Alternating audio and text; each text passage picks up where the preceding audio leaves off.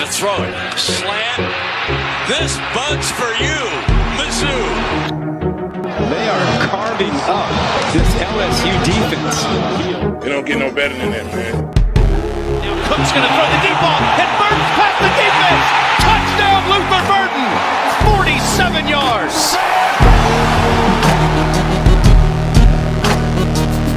Good place. Kick is up. It is. Yes. Oh, a walk-off winner from 61. Harrison Mevis.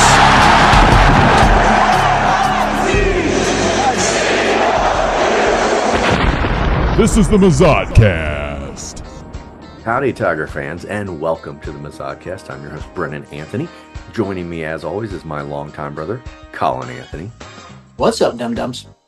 Well, Colin, we are coming to you Monday night. Had to record a little late because of my travel schedule, but following a big Mizzou Tiger win, 23-17 over the Auburn Tigers. Yeah, what an impressive game. You should be really happy, right? Because this was a big win on the road in SEC play for the Tigers. Nothing to complain about, right? I can't think of a single thing. Everything went swimmingly, and it was a joy to watch. Yeah. So where to begin? Where to begin? Should it be the stunning 58 yards rushing from Ahmad Hardy? Is it the, the 252 yards passing 23 catches on 40 attempts and 2 interceptions with no touchdowns from Bo Pribula? What is it about this team that got you so excited in this big win over Auburn, and did it in any way make you feel like you were in hell or getting your teeth pulled without anesthetic? Yeah, it was like watching a demolition derby while getting a root canal. Let's start with the good. Okay, so We won. the defense took some heat online, and but listen, the defense played pretty well all night. The defensive line, particularly Damon Wilson, and of course Zion Young and Chris McKellen, they all showed up big time. Trotter had some big plays. That was good. They have a pass rush. They have a front seven is what they've got. Pribula didn't have a good game, but he converted some big third downs, specifically to Coleman, who seemed to be always the recipient when that needed to happen. Especially late in the ball game. When Ahmad Hardy got an opportunity, because he didn't get that many opportunities, he had some good runs. Auburn's defense is stout, and I don't think that's a shock to anyone. That's been kind of their MO. I think Mizzou has actually gotten the reputation as a team that wants to run first and doesn't really take the top off. And that was obviously the way Auburn was playing us. And, they were blitzing a lot. So there was the good, okay? The Coleman had some big conversions. Pribula had some good throws. He used his legs in a couple opportunities. He scored the winning touchdown with his legs. The defensive line, the front seven particularly played well. That's the end of the good. Now, the other side of that coin, the secondary. And I don't even know if I want to blame the secondary as much as I want to blame Batoon for continuously playing a zone. Toriano Pride obviously doesn't know how a zone works. He is continuously out of position on it. 2 of their biggest completions through the air came when Toriano Pride just was in the wrong place at the wrong time, because he wasn't where the zone asked him to be. And I also noticed during this game that on the several occasions that Auburn's quarterback had to scramble out of the pocket, God damn these flies! Several times when Arnold had to scramble out of the pocket, it was the result of man coverage. Are you fucking kidding me? There's only one fly in my garage now, and it will not leave me alone. We're having another fly attack. This is why we try to minimize the Zoom shows. Besides just the electric nature of an in-person show. But that's what's so frustrating to me is when he was having to scramble because he couldn't find a receiver, it was because we were in a fucking man. And so I'm continuously aggravated by the decision to play zone. I don't understand it, but here we are doing it. And so I guess given the result and the fact that they didn't score very much, maybe it's okay. But we also have to take into account they missed 3 field goals. Auburn also dropped several passes and helped us out. I mean, Auburn shit the bed pretty good this game. I mean, Yeah. really shit the bed. Yeah. So I'd say add to the shitting the bed was on a key drive for the Tigers where we did score our final, or not final, but our game tying touchdown. Well, They had Pringle simultaneous had the worst 15-yard. series. Hold on.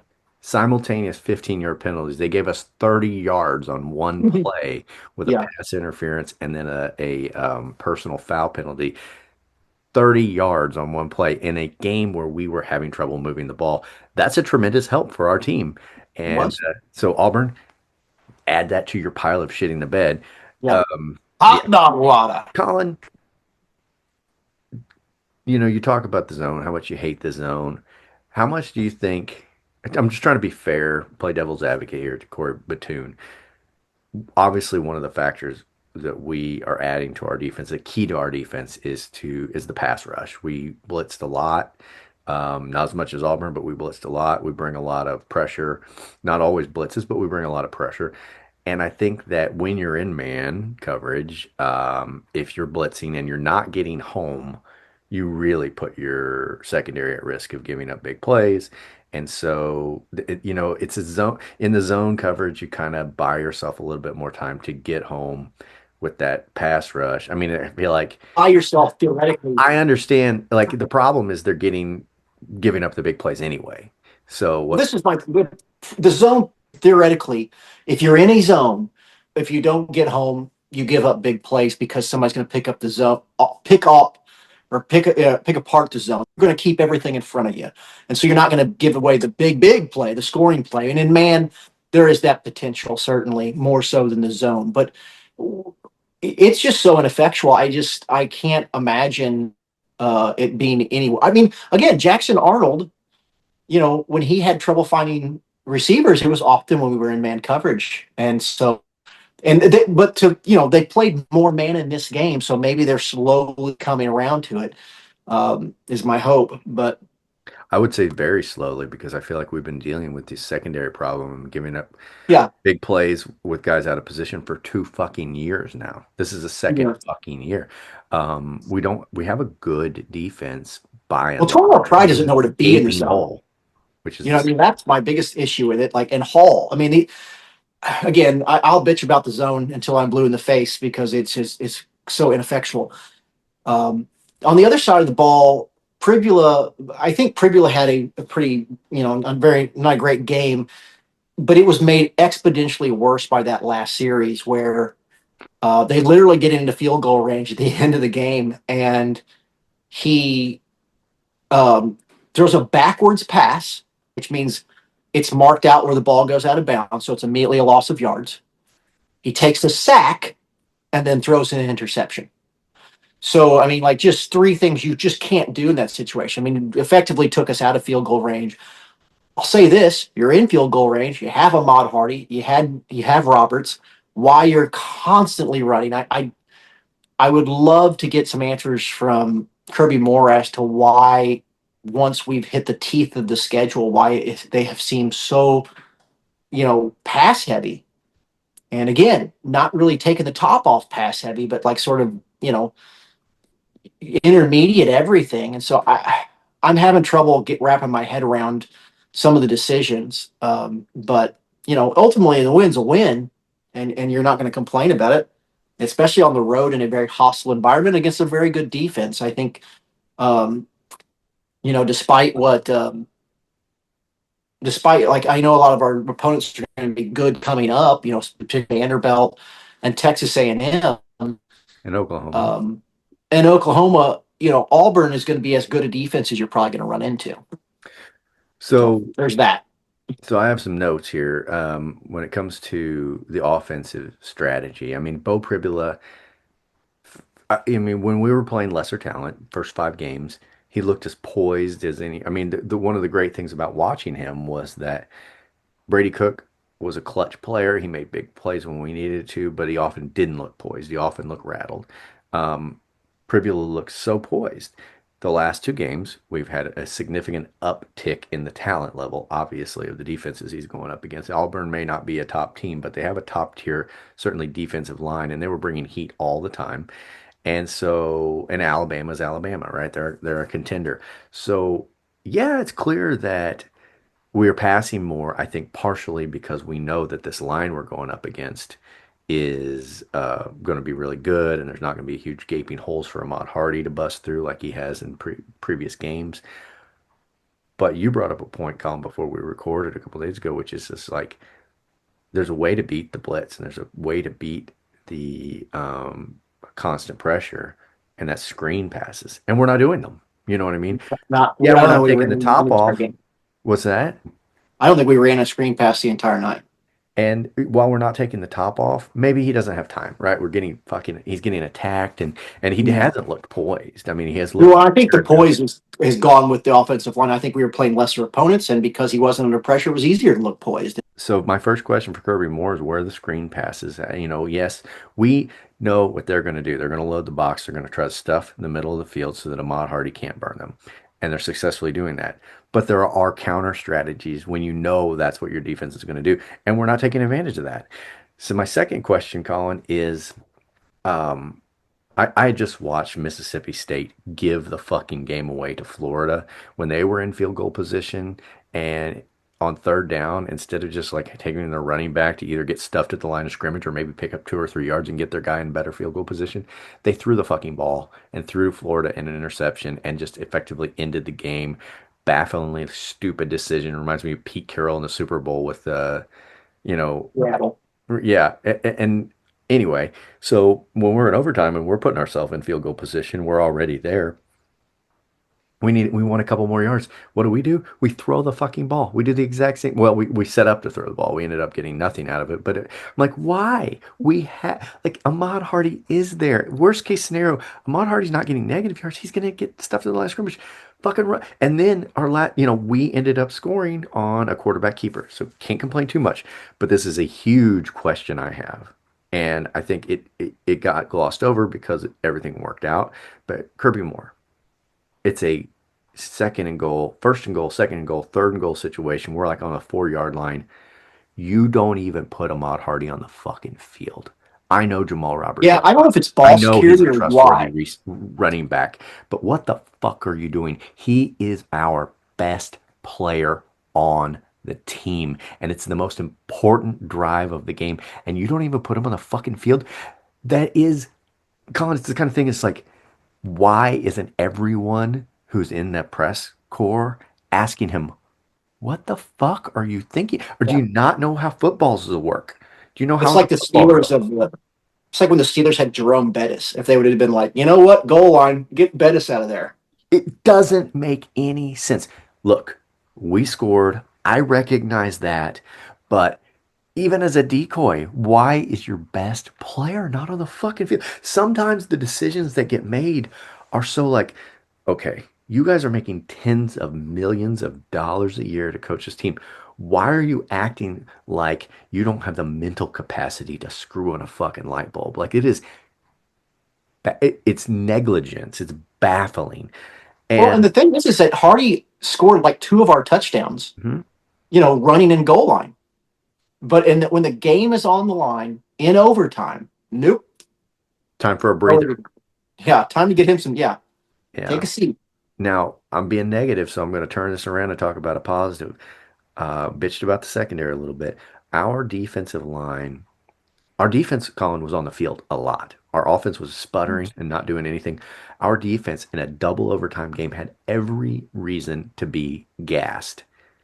And they were not. I don't know why they're just like super like just supermen on our team or unbelievable conditioning, but they seem to get stronger and faster as the game wore on, and that's a testament to the fact that Auburn's offensive line was gassed. We were gassing their O line because it wasn't just the sack that ended the game. We were getting to Arnold a lot and we were disrupting. Auburn wasn't moving the ball either, and it was because our line had him looking all over the place. And Zion Young became a fucking man beast in the overtime, from the fucking coin flip. And, when we saw like people fucking vaulting over offensive linemen to get at the quarterback, they were just like out for blood. And it was really impressive how the sustained aggressive attack went into 2 overtimes to effectively shut this game down in a game that we needed somebody to step up, and it was the defensive line that ended up doing it. I mean, and I'm not even going to complain about our freshman kicker missing that kick by a cunt hair, because you know what I mean. Like, it shouldn't have been on him in the first place. Because So Craig should not have tried to make a tackle like a fucking moron and tear his ACL. it does. I mean, how many times have we looked back on the season and said like, "Hey, why are you making the stupid fucking tackle attempt, Craig? Because you have fucking altered the way we play football for the rest of this season." Goddamn. Like, we would have gone home after 1 overtime if you'd been in the game, Craig. Like, fuck. I know nobody's more upset about your injury than you, like Craig, but fuck. I mean, some things are just too stupid to ignore. That's one of them. Um, that all being said, Colin, here we are, 6-1, and technically our playoff hopes are very much alive. I mean, We control our own destiny at this point. I the mean, only it's thing that changes for me is that the last 2 games have eroded my confidence in this offense and this team's ability to get through the rest of this very difficult part my of the confidence schedule. in the offensive line, certainly. Uh, I don't know. Maybe it was just they were getting blown up too fast. We typically sort of run this stretch zone a little bit. And this was their first away game in a very hostile environment. I'm hoping this will sort of settle them for the upcoming games. Vanderbilt is going to be a sellout.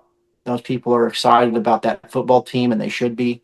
Um, but Vanderbilt's going to be a better team than Auburn, frankly. But I don't think they're going to be a better defense. So we'll see how that goes.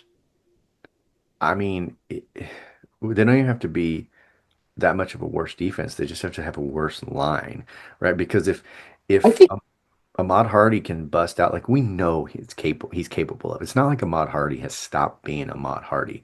It's just he has had zero holes to work with. He's getting stuffed as soon as he gets the ball. And in the same way that, like, for all the problems we're talking about with Bo Pribula, one thing should be noted is that he's getting so much fucking pressure that, we had a friend who said Dan Marino in his prime wouldn't have been able to successfully navigate this offense when he's under yeah, this much fucking pressure. Like, he's getting a little bit, I do think he's getting a little bit extra heat because he's working in an environment which has made it impossible for him to be successful. He is scrambling for his life almost every play. And when he's not, he's so rattled by the constant pressure that he's not in a good headspace. And so, like, that's not all on him. Like, the play of the quarterback and running back a lot of times is part and parcel to how their offensive line is protecting him. And right now it's 0. yeah. It's there's a lot of athletes on this team. Say the expression's name, Obade. Incorrect. Obade, yeah. Yeah, Incorrect. he's exciting, and Marquise John good, and Manning showed up in this game for the sort of the first time this season, became an integral part of the offense. And Norfleet was sort of MIA, at least from a receiving standpoint, still in there blocking. But um, if the line can just pull it together, a couple of on the replays when the line pressure was getting home, it was sort of like the secondary. It's like they're just letting guys through because they don't know where the fuck they're supposed to be, or what the blocking scheme is. I don't know. There's certainly some things to clean up, but as aggravating as that is, it's certainly leaves room for optimism. Like the some of the stuff on the offensive line can be cleaned up. Corey Batoon might decide that, hey, man works, so kinda. So maybe we'll play more of that. And I think they should bring more pressure. I think they need to put a spy on Pavia next week. I think they need to, like put a spy on him, and then and let the defensive ends go to work.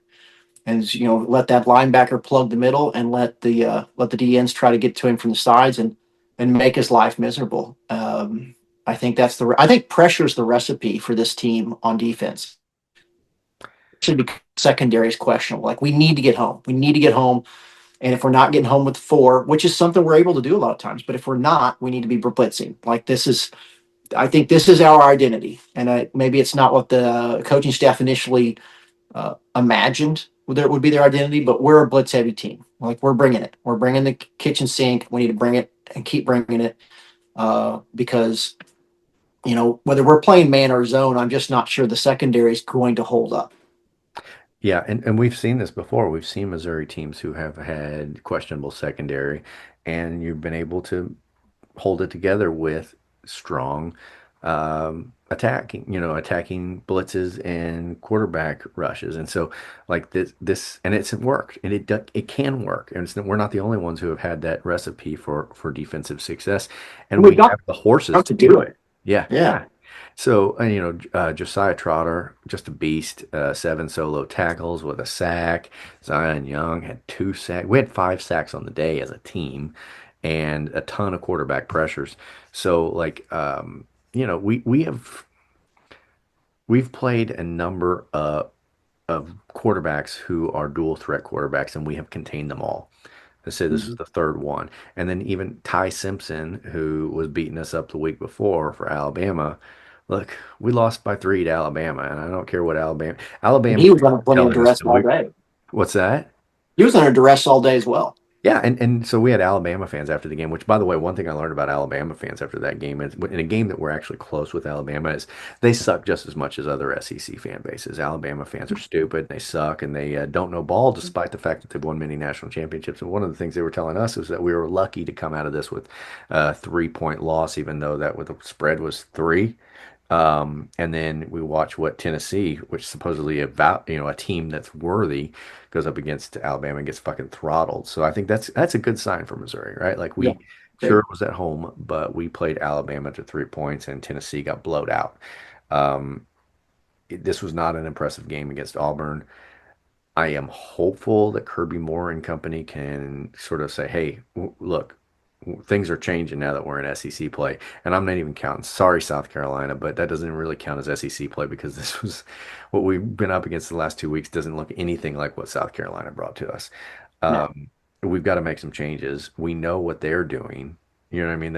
All they're doing is stopping Ahmad Hardy and the rush. And then we don't seem to have a plan B, which is a very weird place to be. Come up with that plan B and add some screen passes to it. Wink, wink, nod, nod, screen passes. And let Ahmad Hardy finally break free once he's going to do that. We're not going to play Auburn's defensive line all the time. Get what you can out of Hardy, but also be ready for them to load the box and counter with something else that the long passes we did have, Colin, is because Pribula was able to get the ball out, and then we had friends saying, "Oh man, the yards after carry our receivers are getting." I'm like, "Yeah, it's a lot easier to get yards after the carry when you basically have to beat one guy and everybody else is in your rearview mirror because they're blitzing 7 people. That's Yeah. more than half the team is now in your back. You can get a lot of yards that way. Um, so take advantage of that.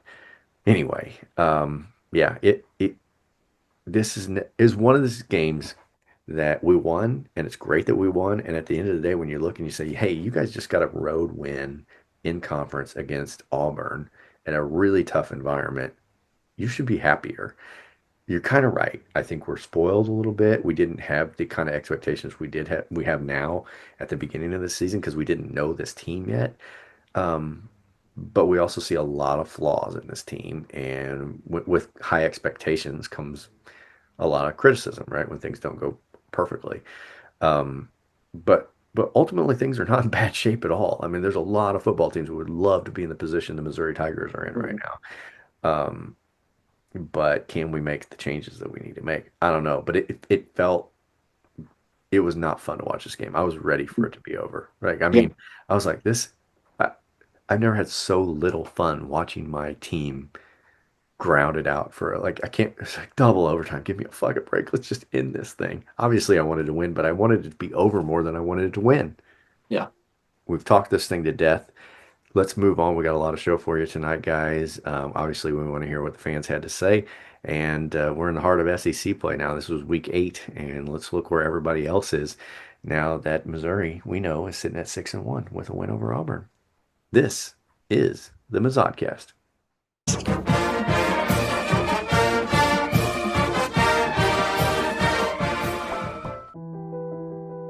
Mizzou football is more than a game. It's a tradition that brings Tigers together, generation after generation. And for decades, one of the simplest traditions has been a symbol of our shared experience, the communal trough urinals. They've been there through victories, defeats, and everything in between. It's about connection, a place where every Tiger, no matter who they are, shares the moment. There are no CEOs or janitors, no hedge fund managers or bartenders. There are only Tigers, standing shoulder to shoulder, united in relief and camaraderie, holding on to hope and their manhood. But now, this unique piece of our history is under threat. Modern renovations could send this tradition down the drain forever. Don't let part of what makes Mizzou special be lost. We win together, we lose together, and by God, we urinate together. Join the movement and sign our petition entitled Save Mizzou's Trough Urinals at change.org, because you can't flush tradition.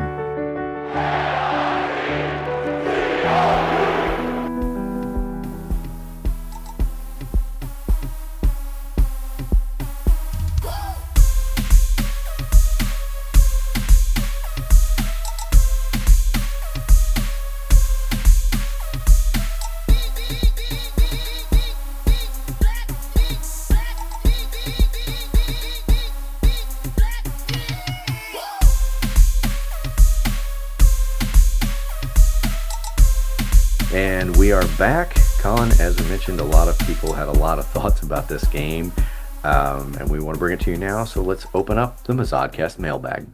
Here's the mail, it never fails. It makes me want to wag my tail. When it comes, I want to wail. First caller. Boys, first quarter, Auburn just scored. And I hate to blame the refs, but that was a garbage pass interference call. But still, excuse me, our defense is sucking ass. Fuck. Hey, boys, I'm fucked up.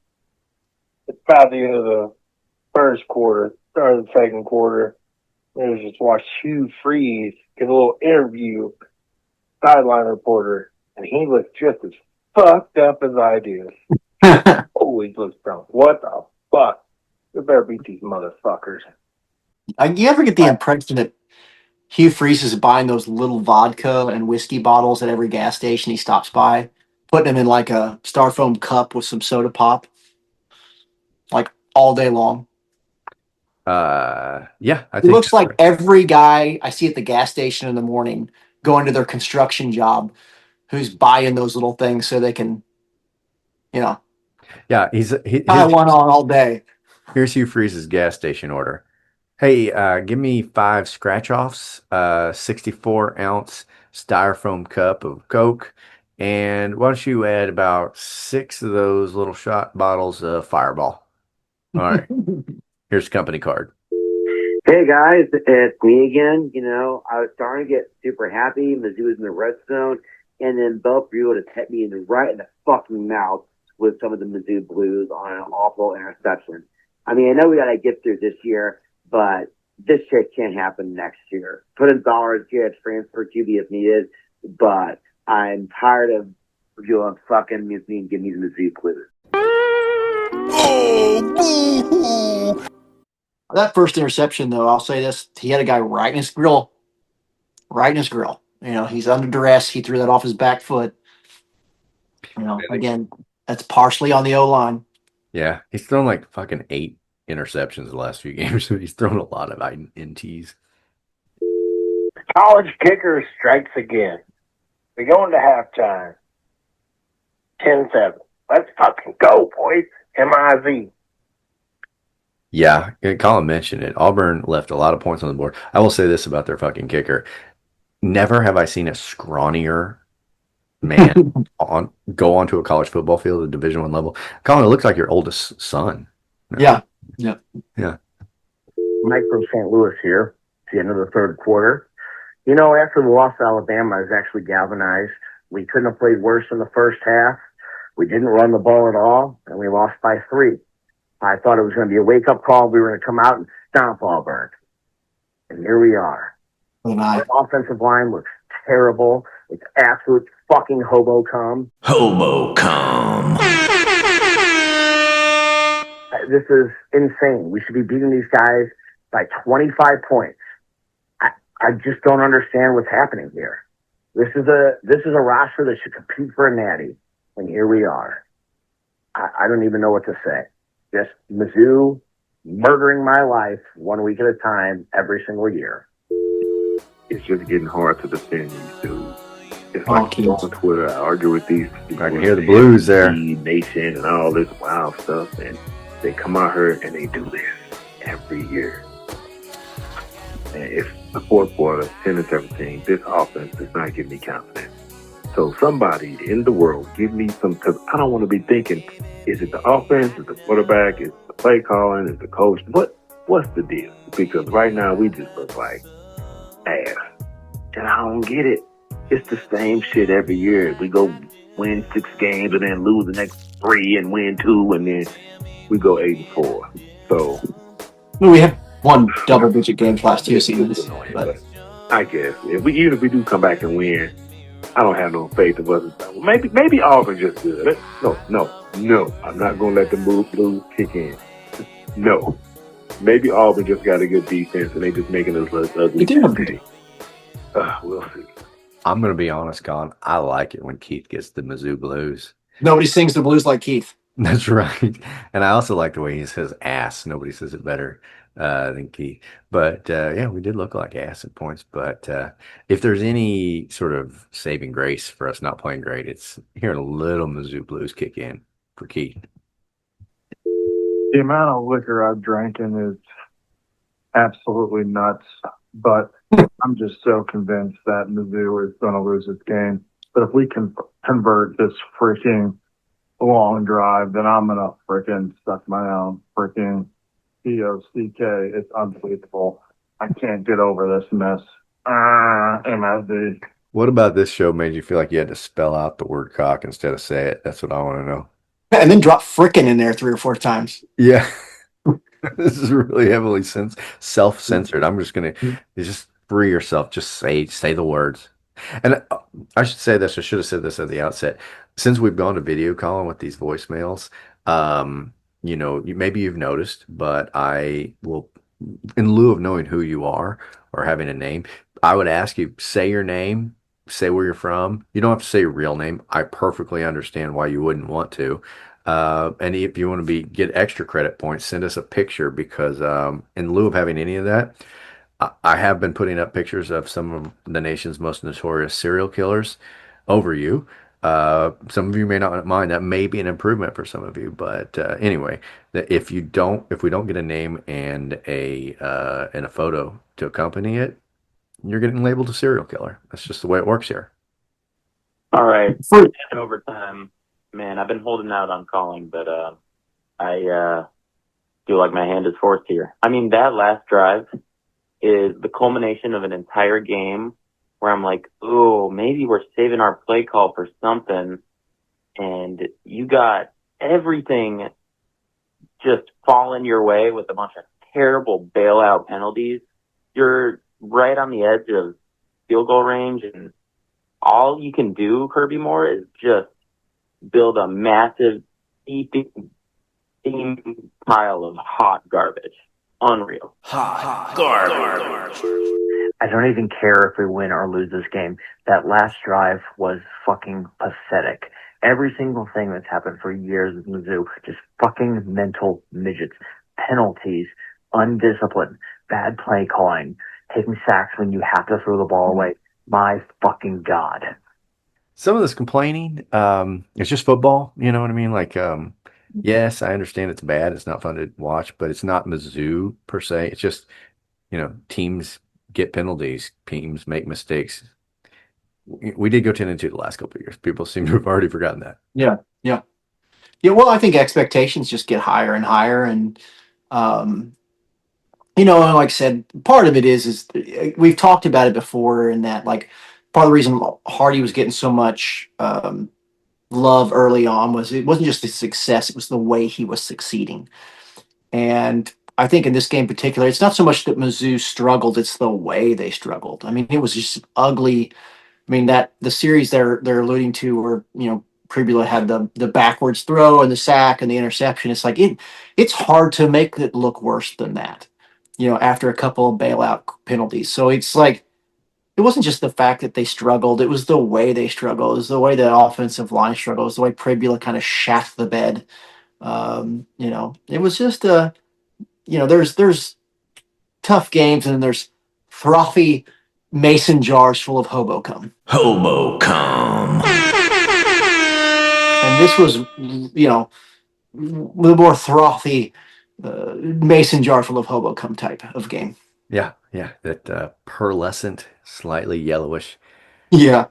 Heavily viscous, frothy cum. Mm-hmm. Yeah. It's the end of the fourth quarter, and I just want to call and say that if it wasn't for Hugh Freeze on the other side of the fucking field, we would be down by 4 scores, as we should be. Bo Pribula can't fucking pass, and our offensive line sucks dick against SEC defensive lines. It's hot garbage. Hot garbage. Hobo cum. Hobo cum. And we fucking suck. We'll be lucky to beat Arkansas, saying that we fucking move the ball. Thanks for getting a little over the top, guys. It's just that the Mizzou Blues, man. It's a real contagion. Well, I blame it on myself a little bit, Colin. I put out our number on social media a number of times for people to call in. And if you're calling in the middle of this game in the third or fourth quarter, you're probably going to be feeling this way, right? So we're getting a heavy dose of it. And I was right there with you. You know what I mean? Like I was right there with you, and you had every reason to be upset. But man, this just comes with winning. I guess it can turn as fast as it got there. It's ugly, and people soon forget. Absolute hot garbage. Hot garbage of a game. Auburn sucks. We made them look good. I don't care that we won. Jesus, those were some terrible play calling. Oh, it's terrible. I feel like this guy. I'll say this: Auburn has been competitive. They've lost a lot of close games, so I don't think they should have beat Georgia. I mean, they bailed out Georgia. I guess if you want to look at this glass half full, we lost to Alabama by 3, and Auburn's better than their schedule, and we beat them on the road. Better than their record. Yeah. That's what I mean. Better than their record. Yeah. No, it's true. I mean, if you take the emotion and the heat and just the moment away from these games and just look back and you say, look, hey guys, just ask us like the 1st of August, say, here's what's going to happen. You're going to be 6-1. You're going to have beaten South Carolina. You're going to have beaten Auburn on the road, and you're going to have lost to Alabama by 3 points. Will you take that? Yeah, they take it every day. Is there anybody who would say no to that? The way that game ended felt like taking the fat chick home at 3 a.m. And you know what? I'm good with it. That's right. It's not pretty, but you got to come. That. I mean, just cancel the rest of the show. That sums it up. Yeah, succinct. Shout out to Drinkowitz and Hugh Freeze. You should both be fired immediately following that fucking hobo cum. Hobo cum. Dumpster fucking hot dog water shit stain of a game. Hot dog water. And is it too late to take that fucking extension back? Jesus Christ, I hate Drinkowitz. I think this is a pattern with this caller, Colin. Yeah. Howdy, gang. Kevin, no longer from Kirkwood here, and I don't feel happy after that game. At least this is what I'm accustomed to. We beat the hell out of that pervert Hugh Freeze, and that's always good. But that had to be the most Mizzou way to win a football game. Same time next week, boys. I'm Isaiah. Man, I don't think it was a Mizzou way to win a football game. Usually we don't win these kinds of games. You know what I mean? That's what we should. Especially on the road. Yeah. In fact, we lost this game 3 years ago when we went to Auburn, right? When Nate Pete shat the bed. Yeah, and when we blew a fucking easy pooch field goal attempt. Like these are the games Mizzou loses. So I mean, look at it from that angle. This is a game. This is not a typical Mizzou win. This is a unusual Mizzou win. I did forget to mention that the defense was just absolutely fucking electric tonight. I mean, it was like taking 3 boner pills. I mean, my shit was on rock hard watching them show up every time we needed them. But the problem was when the offense come on, it was like taking 3 boner pills and going straight to your local shitty bar and having to waste it on some old lady that just recently lost her husband. Seems oddly specific. Hey guys, I guess after last week, it's only fair that we were able to steal one. I did enjoy hearing Colin's voice in my head screaming at Rodriguez as he made one silly penalty after another. A lot of shit's fixed, but I'll take the win today. MIZ. Yeah, Colin, do you want to take a dump on Rodriguez again this week? I feel like I don't need to take a dump because the internet was taking a dump on him. He needs to redeem himself. You know, like he had some good plays early on this season, but he has been a liability in these last couple games. Hey guys, this is Doc from Brinktown. I think teams are on to Hardy, obviously, the last 2 games. So I think it needs to be the Bo show for a little bit just to take some pressure off of him. I completely lost my remote. Woke up wife and kids trying to find it, and I have no idea how to watch SEC final right now. So we'll talk to you later. I would check your rectum. It's usually the first place I look. Yeah. His rectum. Really the main thing I wanted to drive home here, besides proving myself having grown past my Oliver Get to it. hour. Get to it. Is that I fucking hate Brandon Walker. I mean, that guy is such a piece of We'll get to that. I mean, he is up there in the TJ Moe category of douchebag. He has really made me circle that game against Mississippi State in a couple of weeks. Yeah. We got beef with Barstool. Yeah. Who could have seen that coming? This is Doc again. Found my remote. It was in my pocket. Thanks for the update, Doc. Yeah, calling the day after because I totally shit-faced last night during the game. Anyway, don't even remember half the second half or the double overtime, but Mizzou won. Played like hot garbage hobo cum, but they fucking did it, boys. 6-1. If we're getting game day in Nashville next week, true. I might be there. I might. I'll be shit-faced there too. So anyway, M-I-Z, Colin. M-I-Z. Z-O-U. God bless. Yeah, game day. It wasn't the way I expected to get it. But here we are. I would have picked Alabama, Missouri, top 15 matchup. But no, Mizzou. Turns out Vanderbilt, Missouri, game day. Yeah. Anybody have that on their bingo card? Yeah. Every other SEC fan base is throwing it up in their mouth. That's right. Hey guys, Jack from Como. Just a few things. A road conference win is a road conference win is a road conference win. I hope Zion Young is being considered for Kurt Farmer's hair player of the game. And you should probably learn to pronounce his name now. It's Donovan Olubade. That's it. Olubade. Olubade. Yeah. I think I've said it perfect every time. I'm not sure what he's talking about. Olubade? That's what I've said every time. Olubade.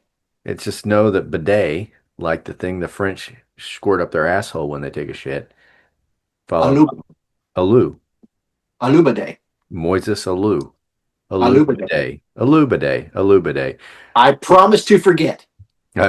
Look, we're going to be naming people for Kirk Farmer's hair, and we're going to butcher that son of a bitch again. Olubade.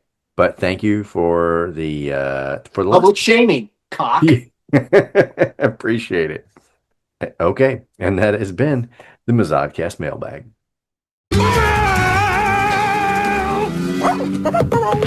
Colin, I feel for a lot of scholars. I understand the emotions, the ups and downs, but at the end of the day, as the scholar mentioned, we beat Auburn on the road, and we had 2 consecutive wins over a guy we've hated for a long time, had personal beef with, one Hugh Freeze, and there's a lot of reasons to not like Hugh Freeze: bad coaching, bad personal hygiene, hypocrite, just a horrible person in many ways. But one of the things we've always hated about him is his just benign, stupid, sanctimonious things he's had to say. And one thing we have false piety. One of the things we've recognized about Hugh Freeze is the kind of things that he says, which people don't, a lot of times they just let it roll off their shoulders, don't think too much about it.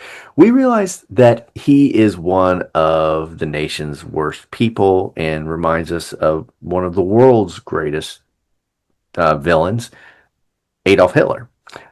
Just the way he carries himself and parallels. And so we created a game that we're going to play now for you called Hugh Freeze or Hitler. So I'll remind the viewers how this works, Colin. We're going to play a quote, and I'm going to play a quote, and read a quote, and I'm going to ask you to tell me whether you think this was a quote from Auburn's head coach, Hugh Freeze, or Chancellor of the Nazi Party in the German state in the 1930s and 40s, Adolf Hitler. What I think the viewers and listeners are going to find is it's shockingly difficult to tell the difference. So anyway, let's get to our first one. Are you ready to do this, Colin? I'm ready. Okay. First quote. The leader of genius must have the ability to make different opponents appear as if they belonged in one category. Was this Adolf Hitler or was it Hugh Freeze? The word opponent makes me think it's coach speak. Mm-hmm. I'm going to go with Adolf. You're 1 for 1, Colin. Congratulations. That was Adolf Hitler. That was a tricky one. Yep. Well, let's keep going because we've got a few of these and they're going to get harder as it goes along. You don't have to be perfect, but you do have to be accountable. Hitler, you don't have to be perfect, but you do have to be accountable. That's got to be the coach. That's Freeze. That is correct. You're 2 for 2, Colin. It's very interesting because he's never held himself accountable. So, that's something. No, not even once. Okay. I remember when he was DMing us to our Twitter account after he got shit canned. And we were basically telling him why, dragging him for, why he got fired, why, acting like he had done nothing wrong when he was calling prostitutes when he professed to be this religious superstar. And he just was like, nope, none, no accountability. Yeah. All right. Okay, let's move on. As I promised, they're going to get more challenging. If you want to lead, you must serve. That's the model I try to follow every day. Hugh Freeze or Adolf Hitler?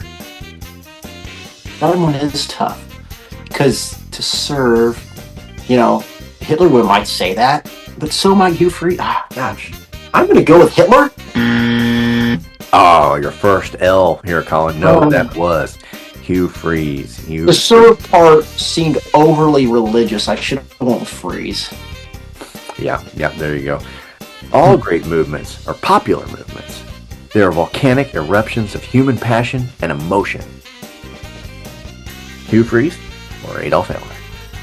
I would say that Hitler's Reich was a populist movement. So I'm going to go with Hitler. Yes, from 1925's Mein Kampf, it was Adolf Hitler. Although it could easily have been Hugh Freeze, who's probably read the book many times. Mm-hmm. Okay, here's another one. Who's it going to be? If you tell a big enough lie and tell it frequently enough, it will be believed. Hitler or Hugh Freeze? I mean, it seems on the nose for Hitler because he was like, I'm going to go with Hitler. You're right. This one was Adolf Hitler. You're doing pretty good at this. You've played it before. Let's be honest. You've got a little experience. I feel like I know a lot about Hitler. Maybe some would say too much. People are more amenable to the appeal of rhetoric than any other force. Hitler or Hugh Freeze? I'm going to say Hitler because that just seems too articulate for Hugh Freeze to have said it. It's a fair point, and it's the correct point. It was Adolf Hitler. Okay, let's go. Let's go for another one. This is the last one here, Colin. You got the big win coming. Discipline is doing what you don't want to do so that you can become who you do want to become. Hitler or Hugh? Now, see, that seems like the fucking ridiculous word salad of a moron.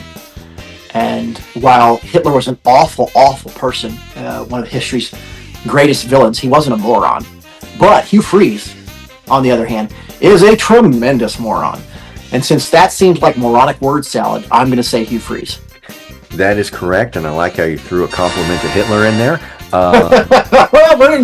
What can I say? Big fan, you know. Not really. Please don't cancel me. Okay. There's nothing that can be canceled from, really. I'm just a failure in life in general. But if I was cancelable, that would might get the job done. But don't.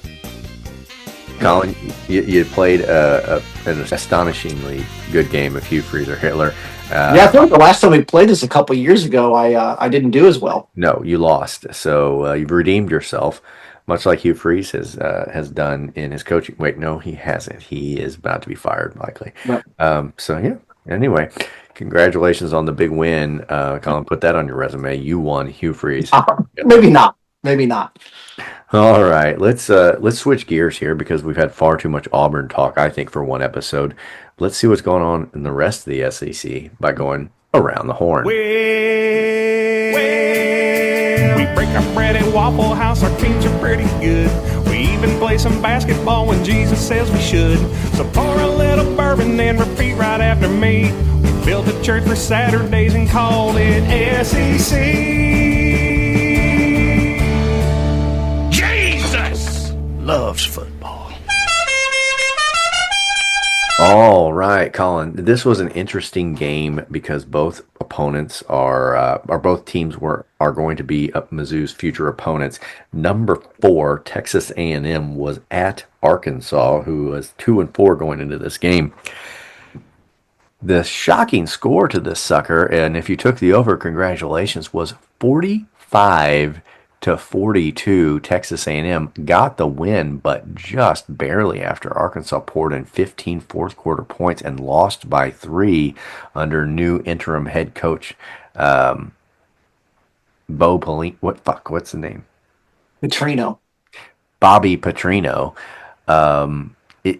Is Texas A&M overrated? Did they just their defense have a lapse, or what is going on that this was so close? I think they might be a little overrated, and I think that Petrino is obviously a better coach than Titties. Yeah, they seem to be playing better under Petrino, but at the same time, they're not getting the wins. They're now 2-5 overall and 0-3 in conference, and A&M is one of the few remaining undefeateds at 7-0, 4-0 in SEC play. I mean, I think Texas A&M is legitimately good, and teams don't always blow everybody away that they're supposed to, but they couldn't have been happy with their defense performance in this one, and I guess it gives me a little hope that maybe we'll be able to move the ball a little bit better against the Texas A&M team when we one would hope. I mean, I think if you're again looking for a glass half full on this from this week, it's that Auburn is probably a better defense than most of the teams we're going to play from here on out. Yeah. So let's move forward. Another high scoring game. Georgia hosted Ole Miss. This was number 9 Georgia going up against number 5 Ole Miss, and this was another opportunity for Ole Miss after their LSU win looks less and less important as we see what LSU has done down the stretch. They beat Georgia here, and this is a real chance for Lane Kiffin to show that they're a real squad, but they don't. They score 0 points in the fourth quarter and allow 17 Georgia fourth quarter points to blow a game that they led through most of. 43-35, Georgia gets the win, and once again, Lane Kiffin cannot get over the hump. They're 6-1, however, and fall a spot in the AP and coaches poll after the loss at Georgia. I mean, yeah, I think Kiffin and Ole Miss and Mizzou and Drinkwitz are sort of mirrors of one another in that. Really are. When it comes to the biggest of the big game, the Georgias and the Alabamas, Ole Miss can't get over the hump, and neither can Mizzou. The difference between Ole Miss and Mizzou, because they had nearly identical records the last 3 years, is that Ole Miss is number 5 in the country with the same record as Mizzou, who's like number 14 in the country. They just Lane Kiffin gets a boost, even though they're really not doing anything that much more impressive than Missouri's done. Nope. Okay, Colin. Alabama, who last week beat Missouri by 3 points, hosted number 11 Tennessee. The interesting thing about this game, I alluded to it earlier, Alabama goes ahead and wins it 37-20. They nearly doubled up Tennessee's score. They commanded the game throughout, and Tennessee was clearly an inferior squad to Alabama. With all of the concerns we've had, Tennessee, this tough squad, now 5-2, didn't look like they even belonged on the same field as Alabama, and yet we gave them all they wanted. So, I mean, I feel like you look at the score and it somewhat gives you optimism. Am I wrong? No, I think we said it last week. I think it was a good a loss as you're going to have. It didn't hurt us all in the ranking. It just we're not supposed to win that game, and we didn't win it, but we were super competitive. It came down to the wire, and I think Alabama's a really good football team, and I glean as much optimism from losing to Alabama as I do from winning to Auburn. Yeah. But a game that steals optimism from you is Vanderbilt, number 17 in the country, hosting number 10 LSU and beating LSU 31. LSU sucks, though. I will say that. I mean, LSU had preseason hype, had a supposed Heisman hopeful. They beat Clemson, which turns out is complete hobo-cum. Hobo-cum. So, I mean, look, what is LSU? I mean, look at their schedule. Look at what their season looks like. They're not good. Well, and the media picked them as a darling early on, and they got a win out of the gate. And you know how the media is. Once they've just decided you're good, it takes a fucking act of Congress to get you, the boot. Yeah, that's right. And I also say file this game under the folder of fuck everybody who said our schedule was weak. I mean, look, we're weak because we have to play Vanderbilt and don't play LSU. Well, guess what? Vanderbilt's better than LSU, right? Like everything, the way this schedule is lining up, except for South Carolina, means that Missouri's got a much more difficult schedule than everybody gave them credit for. So fuck the media. They don't know anything. I mean, the preseason poll, the rankings that come out after SEC Media Days, you might as well watch the Mizzou because nobody who's getting paid millions of dollars to talk about college football knows any more than we do. That's what we learn each and every year. Well, I think what I learn each and every year, and certainly when you talk about the AP poll, is that much like us, and just like us, it's like we're watching Mizzou's games. Maybe we're catching another game on Saturday.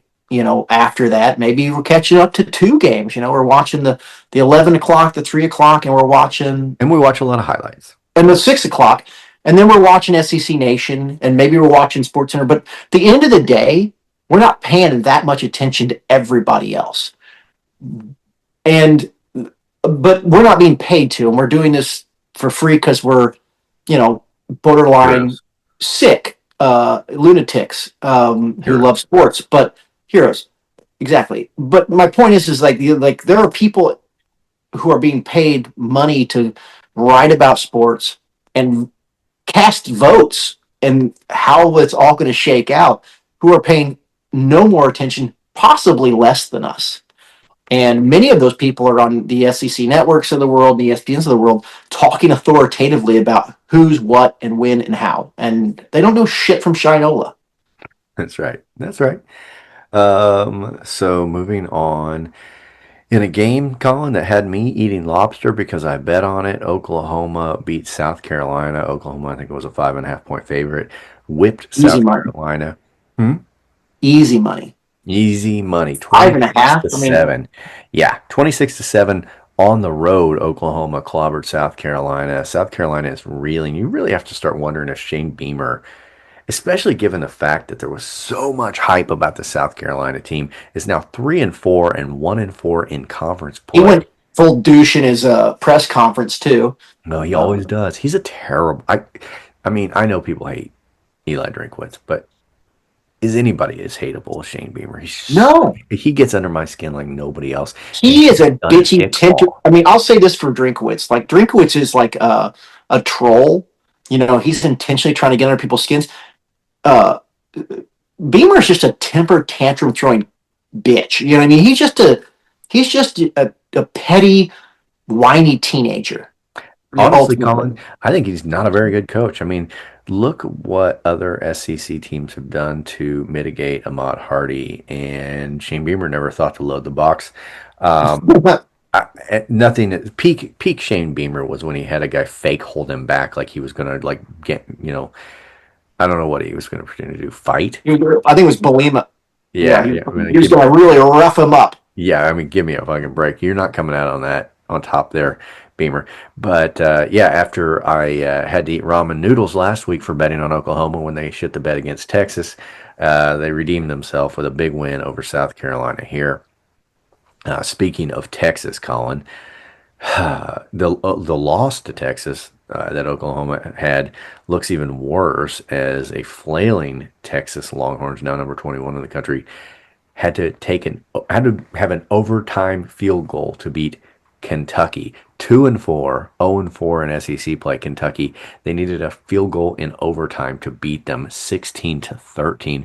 16 and keep in mind, you think we're having this all-world quarterback. Yeah, the all-world quarterback, Arch Manning, and we take heat because we don't have to. We dodged Texas somehow this year, right? Like, give me a fucking it's our easy schedule. We didn't have to play Texas. Good thing, and their high-scoring 16-point offense. Colin, tell me I'm crazy. I'd rather play Texas next week than Vanderbilt. Without question. Without question.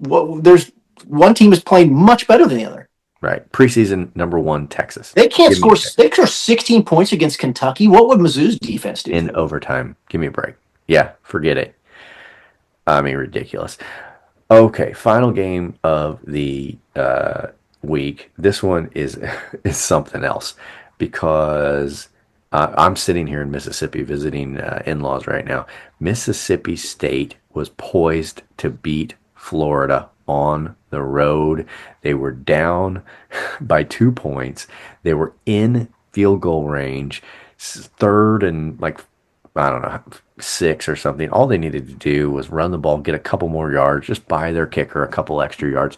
They throw the ball inexplicably into the hands of Florida's defender, and all Florida has to do is kneel the ball and run out the clock. Mississippi State loses.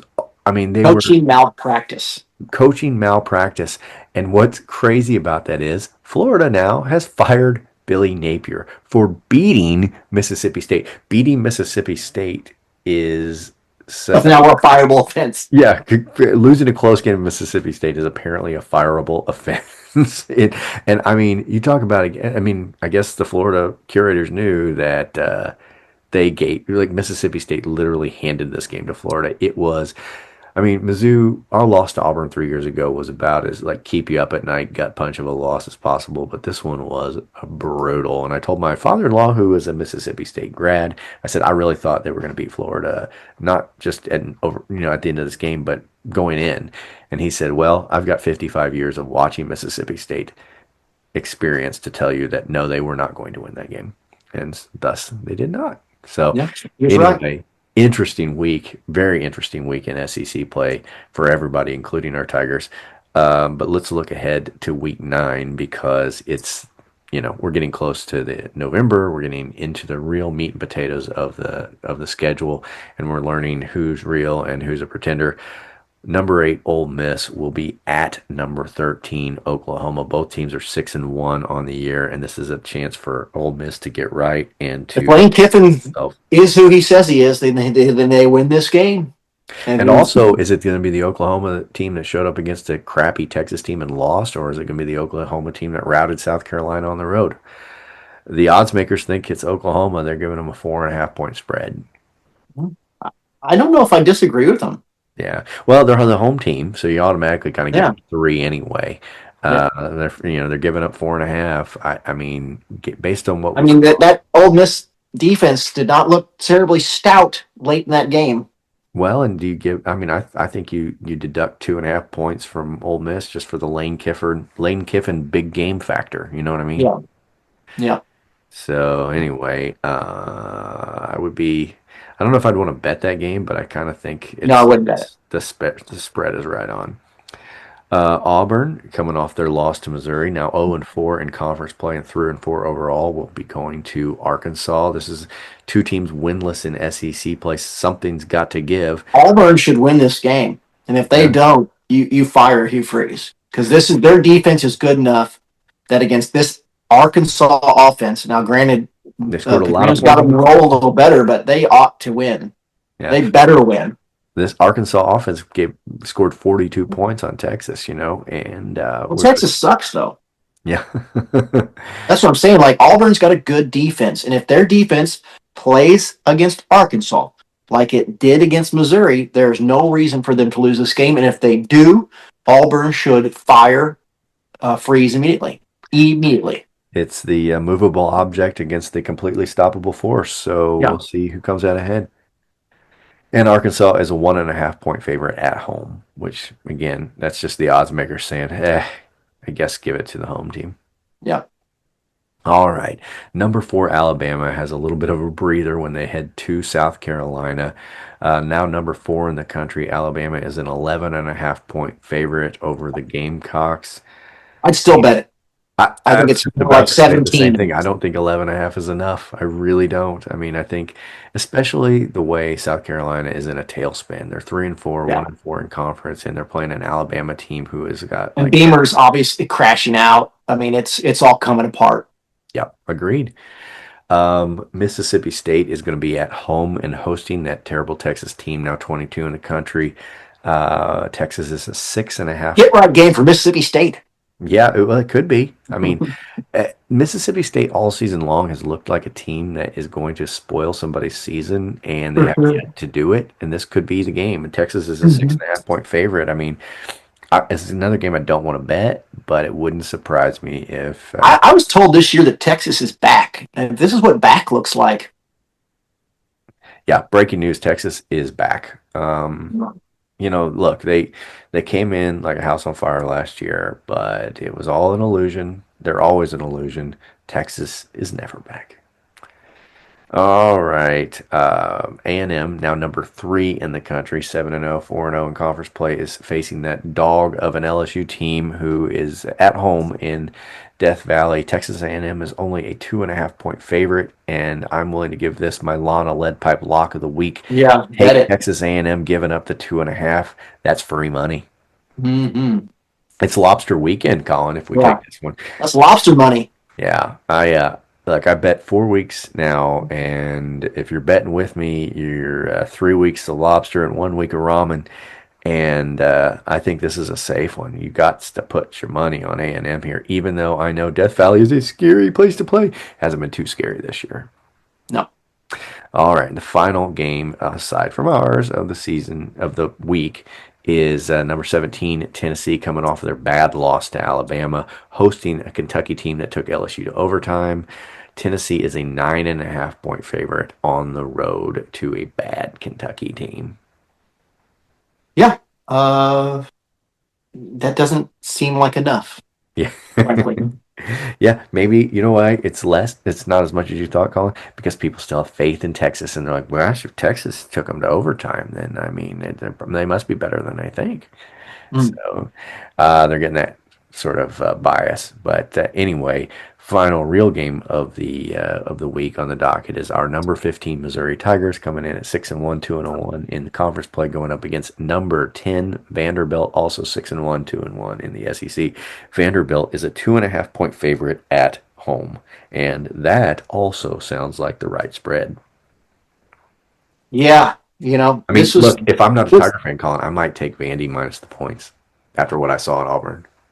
I think Pavia is going to see a better defense than he's been accustomed to. But he's the straw that stirs the drink for that team. If you take care, if you can stop Pavia, you've stopped all or Vanderbilt. So I mean, I think that's if I'm Missouri, my plan is to rush him, spy him, get him off his spot, make his life miserable. You know, if he burns you over the top, if he throws a bunch of touchdowns, then so be it. But I'm ready. I'm just I'm jailhouse and blitzing that cocksucker as often as I can get away with it. I'm going to make his life miserable. He is the beating heart of that offense. He is the reason they're winning football games. There's no team in college football that is more dependent on one player than Vanderbilt and Pavia. And so, you know, if I'm game planning for the Mizzou this week, it's like, how do we stop Pavia? How do we get in his kitchen? You know, we got to get to Pavia. If we get to Pavia, it all falls apart. Yeah, I think you got to look at Pavia the way other teams look at Ahmad Hardy for Missouri. Yeah. You know, this has been a Vanderbilt team that has been, look, they score a lot of points, but you also have to recognize that they have really, other than a sort of weird Utah State win where they gave up 35 and giving up 24 last weekend to LSU, they're not giving up a ton of points. And well, I guess they got beat by Alabama and gave up 30, but they got a decent. They're not. I mean, Pavia is the reason. Defense. Yeah, Pavia's the reason to win it, but they're not a bad team either. Right. No, not at all. Pavia's he's got tools on offense. The defense has been, you know, decent. Like, they're a good football team. They're a solid football team with a good quarterback. And so, but you know, it's stop Pavia. That's the game plan. Yeah, that's right. And they're a legitimately good team. And I think, look, if Missouri wins against Vanderbilt, who has the nation's respect to this point, they're number 10 in the country. Mm-hmm. And if you beat them on the road, then that puts that wipes clean the slate on how we beat Auburn, or the fact that if we beat Vanderbilt at 10, we should be at 10. In my opinion. Let me give you another reason Mizzou fans to feel good, I guess, a little bit, is that yes, we lost to Alabama. Yes, we could have beaten Alabama. Yes, we didn't play great against Alabama. But we went into that game number 14 in the country. We dropped 2 spots to 16. We beat Auburn badly, and we go back up to 14. Like, it literally meant nothing to lose to Alabama. That was baked into the cake of this season. So, would it have been great to win? Yes, but we didn't, and we're right back where we started. No problem. You got to focus on looking forward, and that game looking forward is Vanderbilt. We win that game, we're right there with everybody else. We're a really good team at that point, despite all the flaws that we've seen. So anyway, this has been SEC Around the Horn. So Colin, it's time to wrap up the show with our awards segment. And I think both of these, I think the first one's going to be a little bit easier to hand out than the second. Let's get into the TJ Moe Douche of the Week. Douche of the Week. I'm going to let you have this one, Colin, because I think you have a single candidate, and you're going to let us know why. Well, yeah, it's Brandon Walker from Barstool, which honestly for me is a little disappointing. I liked Brandon Walker. I do like Brandon Walker. I mean, I still part of my disappointment in him is like in it. If you follow Barstool at all, there's 2 types at Barstool. There's the know-os, or there's the ball knowers, and there's the rage baiters. You know what I mean? Like, that's what the dynamic of their shows are. And I counted Brandon Walker and the guy like they call Big T and some of these other guys as ball knowers.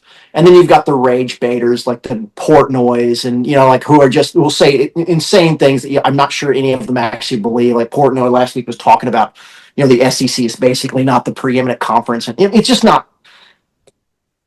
He was not one of the idiot rage baiters. He was a guy who, you know, seemed to have a pretty good idea what was going on in college football and seemed to be objective about what was happening in college football, particularly when it came to Mizzou. You know, he was giving them credit like, hey, this is a good football team and they deserve our respect and Hardy's a good football. And then he made the mistake of saying Bama was like the biggest game Mizzou's played in Gazelle, whatever. I don't even honestly know what he said. But Mizzou fans went into his mentions and was basically like, you're an idiot. This is not the biggest. What about this and this and this? And it just hurt his little feelings in a way that I was not prepared for. And since then, he's completely lost all objectivity.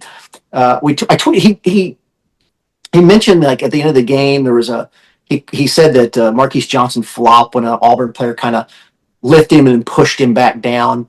And it was borderline, I mean, as far as was it a flop, was it a personal foul? I mean, like I wasn't worried about it. Wasn't ready to cry about not getting a personal foul call. It was sort of neither here nor there. And he just went full, Karen about it.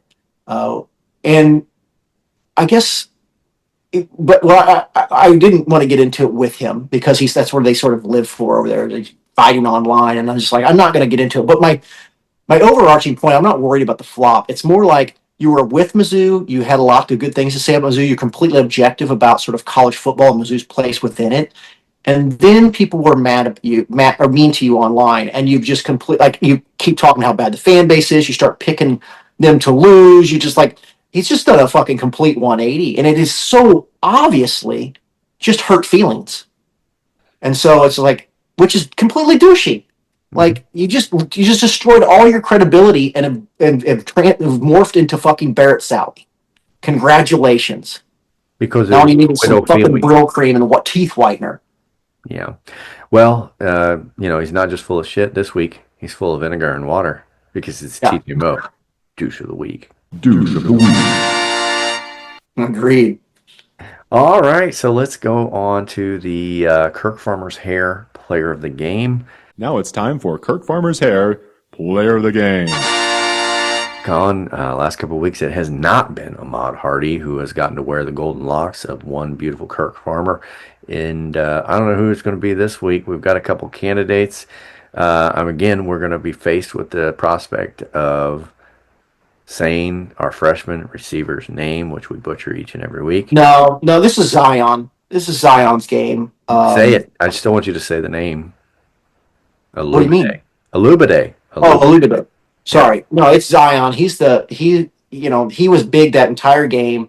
He put on pressure the entire game. When the game was at its biggest moment, he stepped up. That is, yeah. I'd say that's a guy who had one of the biggest fucking head case mistakes last week too, right? Like redeeming himself. And he had a good game last week. Aside from that, but from that huge thing, game turning thing. Yeah, well, here's the most telling, the most complimentary thing a football player can do is step up in the biggest moments. Guys step up all the time and they have good games, but the guy who, steps up when the game's on the line that's the true, alpha. And that's what Zion was in this game. Like he was the reason we won in overtime, and he gets the golden locks in my book. Do you put your thumb on the scale at all because of his performance during the coin toss that went viral? His passion. Well, I think it speaks to it's one thing to talk shit; it's another thing to completely back it up, which is what he did. He was obviously ready for overtime. Yeah. And he wasn't just blowing smoke. He was ready to fucking wreck some people, and he did. Yeah, again, when I talk about how our defense did not look fucking gassed at all in a game where they had every right to be gassed, he was like fucking. It looked like it wasn't the coin toss for overtime. It looked like it was the coin toss to kick off the start of the fucking game. I think we talked about this yesterday, but I think one thing about defensive linemen, is you kind of are a little bit like a starting pitcher in that there's a bit of a pitch count, and you can't go 100 miles an hour on every play. But when you've only got a handful of plays left, you can run it in the red. And I think that's what Zion did. He's like, hey, I can't run it in the red all game long or I'll be completely fucking gassed by the fourth quarter. But now's the time. There's gas left in the tank. I'm running it in the red. I'm tacking this bitch out, and we're going to go after the quarterback. And that's what he did. And Wilson should be mentioned. Like, he was right there all game too. And so the defensive line just said, hey, we're running in the red in the overtime. And they did. And their pressure is probably the biggest reason we won. Well, you could be forgiven for saying pick your poison on the defensive line, who you want to pick for that. Yeah. And McCullough in the middle, they got pressure up the middle too from tackles. So, it's not just the D ends. So Yeah. Congratulations, Zion Young. You are this week's Kurt Farmer's Hair Player of the Game. Maybe the first defensive player I think we've given the Golden Locks to this year. I think so.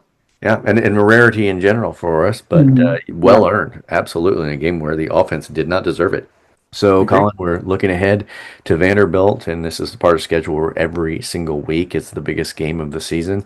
And lo and behold, this week is the biggest game of the season. And where's your confidence level at after a few days removed from watching that Auburn game? I don't know why this season of all seasons, but I'm strangely optimistic. We only lost by 3 to Alabama. We managed to win a road battle. Ugly though it may have been, it's a win. And now we're going to Vanderbilt on the road again. If we win this game, we're probably going to jump to top 12, 10 or 12 and rankings. We're slowly but surely crawling our way into that playoff picture. And I think this is a good team.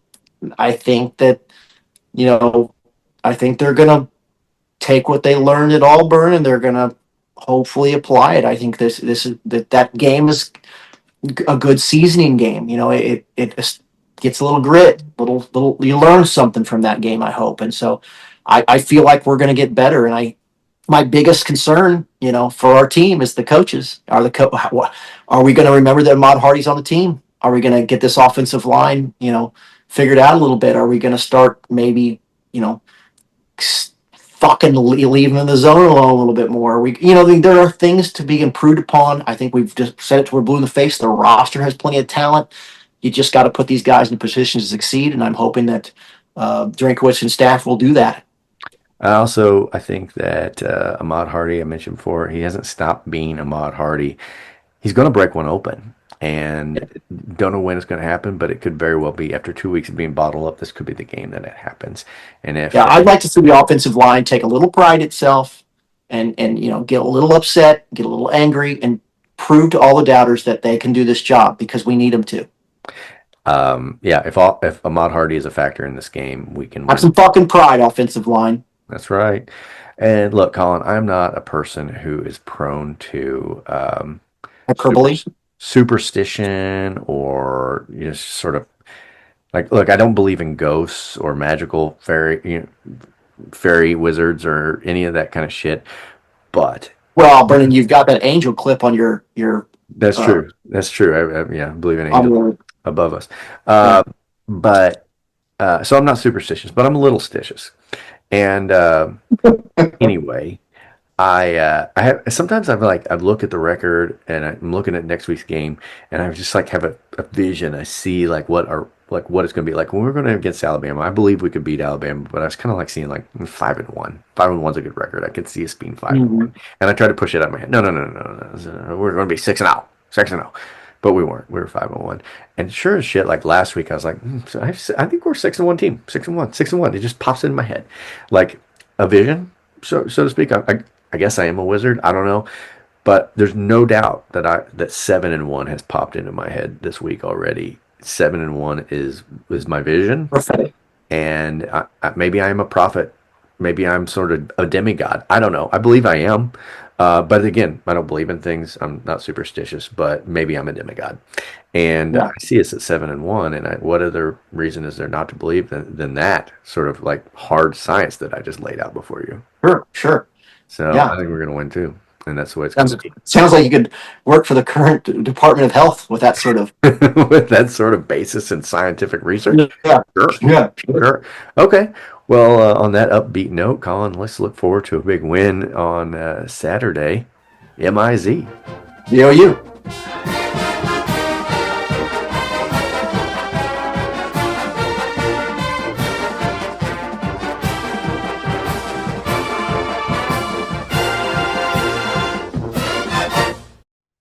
It's not pretty, but you got to come.